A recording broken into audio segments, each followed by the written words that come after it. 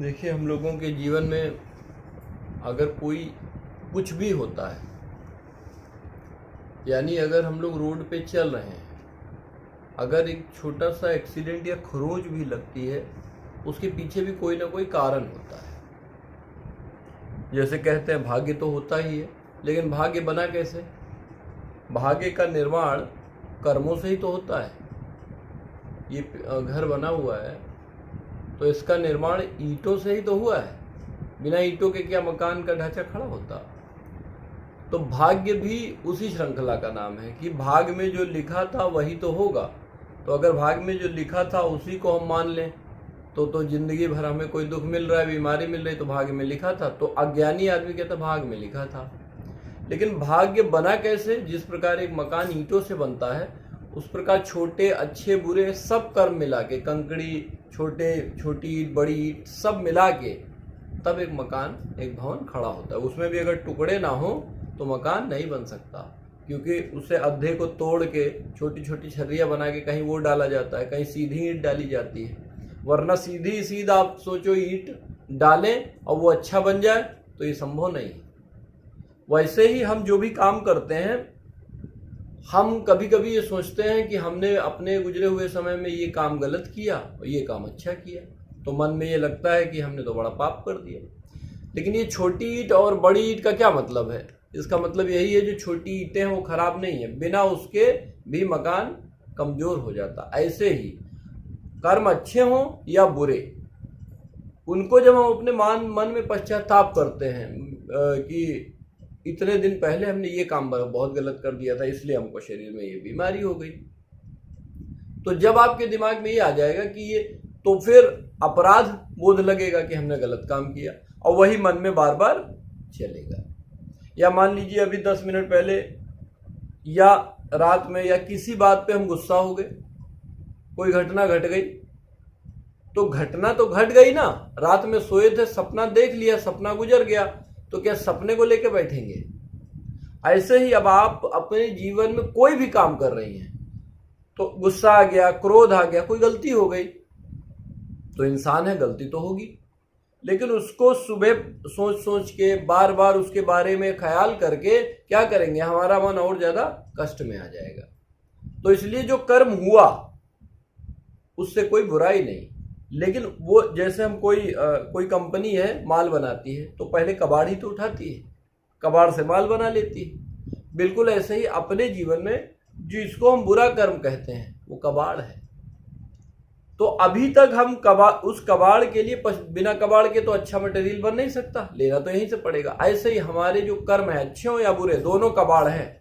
मान लीजिए किसी व्यक्ति को कोई आदमी सत्य बोलता है, वो कहता है कि मैं तो बड़ा सत्यवादी हूं, मैं तो जीवन भर सत्य बोलता हूं, तो सत्य एक अच्छा गुण था, लेकिन वो उसका ढिंढोरा पीटेगा, मैं सत्यवादी, वो उसकी दुर्दशा का कारण बन जाएगा।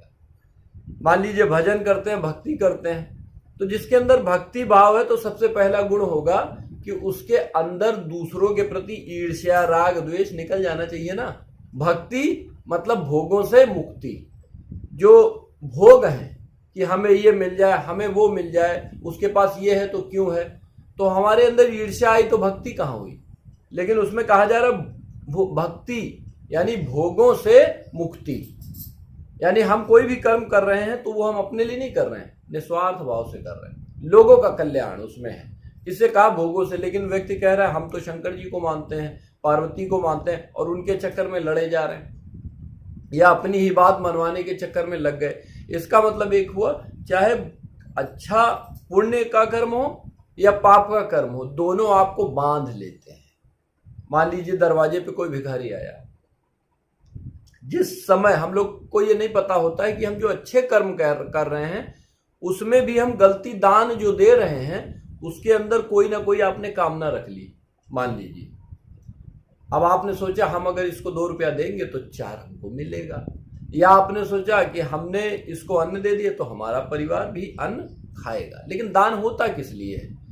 दान हमने दिया, और उसके अंदर अगर हमारे अंदर जरा भी स्वार्थ की भावना आ गई तो हम फंस गए।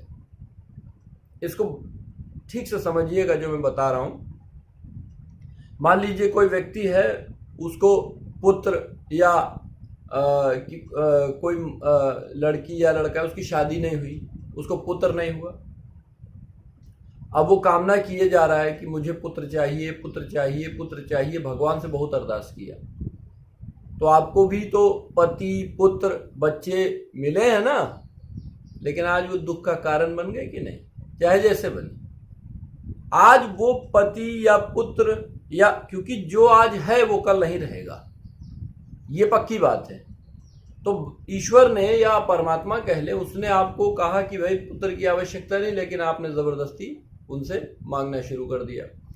तो आपको पता ही नहीं जो आपके लिए हितकर है वो वही दे रहा है, तो उसमें प्रसन्न होने के बजाय हम और ज्यादा उनसे मांग कर रहे हैं। तो हमें पता ही नहीं होता, पता ही ये नहीं लगता कि हम लोग अपने लिए दुख मांग रहे हैं, और गलती में हम ये काम कर जाते हैं। जबकि जो आपके पास है, अगर आप उसी को अपने जीवन में मान लें, तो आपको जो मिलने वाला है, मान लीजिए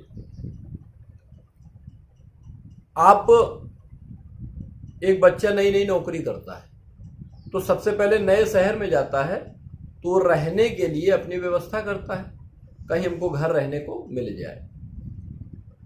तो जब आप सोचोगे तो अच्छा ही सोचोगे कि बहुत बढ़िया जगह, मेरा घर ऐसा हो, मेरा घर वैसा हो। लेकिन एक आदमी है, अपना तैयारी कर रहा है, वो घर के बारे में, उसको जहाँ कभी जमीन पे ही सो गया, पढ़ाई करते करते पेड़ के नीचे ही सो गया, उसको कुछ ध्यान नहीं, केवल वो अपनी मेहनत किए जा रहा है। अब उसको मकान चाहे अच्छा मिले या बुरा मिले, दोनों उसके लिए अच्छा होगा, क्योंकि उसने सोचा था कि बहुत अच्छा मकान मिल जाए, और वो बुरा मिल गया। तो नौकरी मिलने के बाद भी मन में तनाव है। और कोई बहुत अच्छी बिल्डिंग मिल गई, और आप गांव में रहने वाले हैं, बहुत अच्छा संगमरमर टाइल्स सब हैं, अब दिमाग में ये आएगा, बहुत अच्छा सोचा था, तो अब हम सोच रहे हैं यार इसके अंदर तो पेड़ पौधे नहीं, पेड़ पौधों में रहने वाला गांव का व्यक्ति वो उब नहीं जाएगा। तो अच्छा मिला तो भी उबेगा, और बुरा मिला तो भी उबेगा। और दुख आया कहां से? दुख उसके मन ने बना लिया। जैसे अभी आप बैठी, ध्यान साधना में हम बैठे और कर रहे हैं योग, तो आपको हमने बताया कि सीधे बैठ के कमर, गर्दन, पीठ सीधी रखना है। अब हम बैठ तो गए, लेकिन विधि नहीं मालूम है, तो मन में राग उत्पन्न होगा, यहां दर्द हो रही, घुटने में, सिर में दर्द हो रही, कमर में दर्द हो रही, ये सब उठेंगे। सबको उठते थे, पहले भी आप पूजा पाठ करती हैं, उसमें भी ये सब होता है। लेकिन आप जब पूजा पाठ कर रही हैं, उस समय थोड़ी देर भजन चला, आप अज्ञान में, जैसे आदमी गाना सुनता है वैसे हमने भजन सुन लिया, हमें लगा हम भक्ति कर रहे हैं, लेकिन नहीं। आपको अच्छी खीर मिली, अच्छा रसगुल्ला मिला, आपने 1 खाया, 2 खाया, 3 खाया, होश ही नहीं, शुगर हो गया। ऐसे आप भजन कर रही हैं और आपको होश नहीं कि भजन को हमें कैसे लेना है। तो भजन भी वही रसगुल्ला, क्योंकि आप बैठ गई, 1 अच्छा लगा, 2 अच्छा लगा, 3 अच्छा लगा, आपने सब सुन लिया, होश नहीं है आपको। लेकिन जब आप ये कार्य करना शुरू करेंगी, तो भक्ति करें या किसी के प्रति मन में आदर, या किसी को दान भी दे रही, तो आपको होश है। होश ये है कि हमारे अंदर हम इसको देने जा रहे हैं, कुछ हम अपने लिए तो नहीं मांगने जा रहे कि हमारा ये भला हो जाए। आप अंदर तुरंत देख लेंगे, अरे ये तो मतलब से, स्वार्थ से मैं कर रही हूं। तो आपको रसगुल्ला भी मिलेगा तो शुगर का कारण बन जाएगा। आपकी जो आवश्यकता है उसके पीछे अगर पुण्य कर्म आपने अनजाने में, बेहोशी में किया है, तो वो भी आपके दुख का कारण निश्चित बनेगा। लेकिन आपने कोई अपेक्षा नहीं कि आप बैठी हैं, ठीक है परमात्मा तेरी मर्जी, मन में कोई दोष नहीं। अब आप जब कोई चीज उसको दान दे रही हैं, तो अंदर देख रहे हैं कोई गलत भाव तो नहीं है, कोई स्वार्थ तो नहीं। तो अगर है भी स्वार्थ तो देख लिया आपने। जैसे दरवाजे पे चोर आया, चौकीदार लगा दिया, चोरी खूब हो रही है, चाहे चोर टोके या ना टोके, लेकिन चोर देखेगा चौकीदार बैठा है तो चोर घर में घुसेगा। ऐसे ही हम अच्छे बुरे कर्म जो कर रहे हैं, अगर आपको होश ही नहीं है, तो वो अंदर आपके सांसों के माध्यम से आपके पूरे शरीर में समा जाएगा। और जब आप उसको देख रही हैं, अच्छा ठीक है, नहीं देख रही हैं, है तो ये चोर है, आपके अंदर जितने भी भाव उठ रहे हैं कि अरे ये हमने कर दिया, ये तो बहुत गलत हो गया, तो वो चोर है, आपने चोर को एंट्री दे दी। लेकिन आपके अंदर भावना आई, अच्छा ये गलती हो गई, ठीक है, कोई बात नहीं, हो गई। अब उसको आप जान लिया, जैसे ही आप जानेंगे चोर भाग जाएगा। जब आप जान गए अपनी सच्चाई को, हमारे मन में इस समय हमने ये झूठ बोला था, तो बुराई देख ली, स्वीकार कर लिया, अरे हाँ गलती तो हुई थी। तो जैसे ही आप उसको देख लेंगी, ये स्वाभाविक क्रिया है, चोर भाग जाएगा। बस ऋषि मुनि संत गृहस्थ कोई भी हो, अगर वो ये बात जानता है तो समझ लीजिए यही सार है। आपके अंदर अच्छा बुरा चल रहा, आपने देख लिया, वो अपने आप खत्म हो जाएगा। ये मुक्ति का पहला कदम है, जीवन में सुखों का पहला कदम है। अच्छा हो या बुरा, अब बहुत अच्छा किया तो ये भी नहीं उससे राग हो गया, हम तो सही बोलते हैं, अब आप सही बोले जा रही। अब भाई कोई शिकारी आया, एक जंगल की बात है, एक ऋषि महात्मा पूजा कर रहे थे। पूजा करते करते भाई सत्य बोलना उनका काम ही था। तब तक एक राजा के सैनिक थे कुछ, वो किसी पशु को दौड़ा रहे थे, उसको मारने के लिए शिकार कर रहे थे। वो सामने से निकल गया, साधु जी ने देख लिया। अब साधु ने देखा कि अरे ये तो जानवर है, तो वो आके पीछे उनके कुटिया के छुप गया। अब सैनिक आए और ये मग्न ध्यान में, कहा बाबा जी 2-3 बार आवाज दिया तो उन्होंने आंख खोली, बोले हाँ।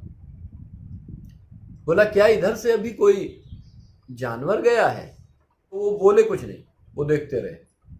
फिर बोला अरे आप ही से पूछ रहे हैं। तो अंदर मनन किया, इस समय मेरा सत्य क्या है। उन्होंने देखा इस समय सत्य वही अच्छा है जो किसी की जान बचाए। वो झूठ भी सत्य से बड़ा है अगर वो उसकी जान बचा लेता है।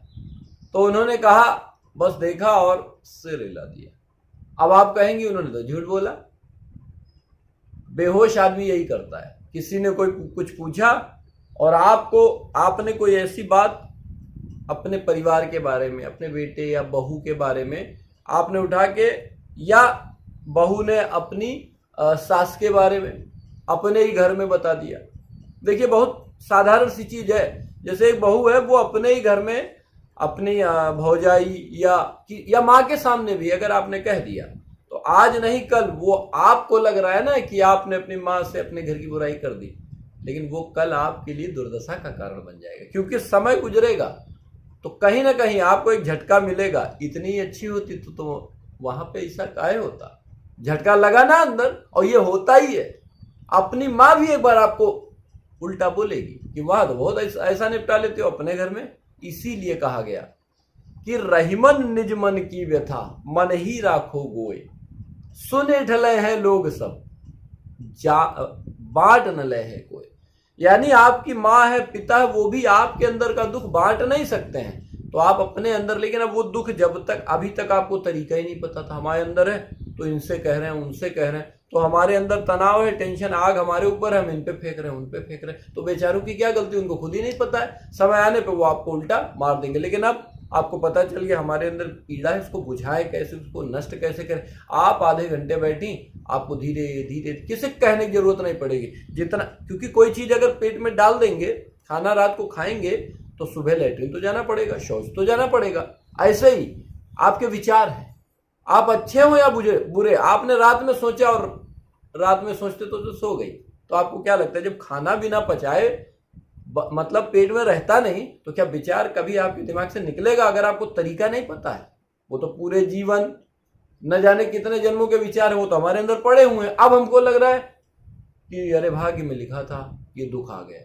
सही है, लेकिन भाग्य कैसे बनी? ईंट, कौन सी ईंट आपके रास्ते में आ गई? आप अच्छे काम करने जा रहे हो, पूरा मकान बना हुआ, कौन सी ईंट आपके रास्ते में गिरी आपको पता भी नहीं, तभी आप समझ रहे हो ये भाग्य की बात है। जो भी आपके जीवन में घट रहा है उसका कारण है आपके कर्मों के संस्कार।